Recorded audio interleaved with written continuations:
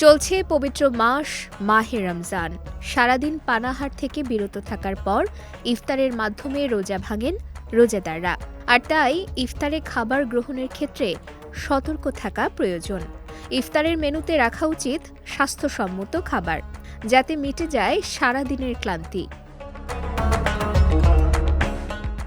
আর এমন কিছু খাবার রয়েছে যা ইফতারে একদমই রাখা উচিত না, কারণ খালি পেটে কিছু নির্দিষ্ট খাবার খেলে তাৎক্ষণিক অ্যাসিডিটি, পেট ব্যথা ও বুকে জ্বালাপোড়া সহ নানা শারীরিক সমস্যার ঝুঁকি বাড়তে পারে এবং হজম প্রক্রিয়ায় নেতিবাচক প্রভাব পড়তে পারে।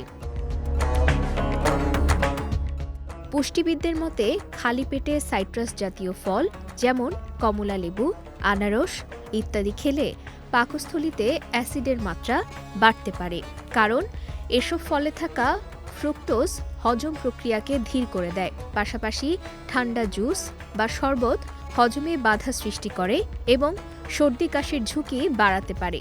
তাই ইফতারে এমন পানীয় রাখা উচিত নয়। অনেকেই ইফতারের পর চা বা কফি পান করে থাকেন, তবে বিশেষজ্ঞরা বলছেন দীর্ঘ সময় পেট খালি থাকার পর ভারী খাবারের সঙ্গে চা কফি গ্রহণ করলে শরীরে অ্যাসিডের পরিমাণ বৃদ্ধি পেতে পারে। এতে রক্তের শর্করার ভারসাম্য বিঘ্নিত হওয়ার পাশাপাশি অগ্ন্যাশয় ও যকৃতের ওপরও চাপ পড়তে পারে। তাই ইফতারে ক্যাফিন জাতীয় পানীয় এড়িয়ে চলাই ভালো।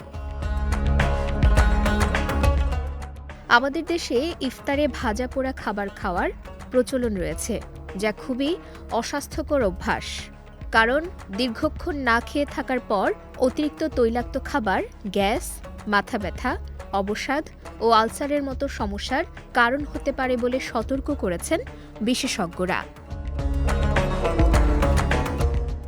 ইফতারে সুষম ও সহজ পাচ্য খাবার বেছে নেওয়া উচিত।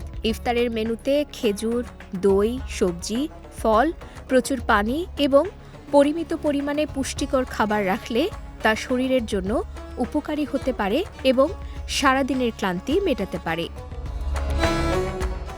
সঞ্জিদা আজিজ, বিজয় টিভি, নিউজ ডেস্ক।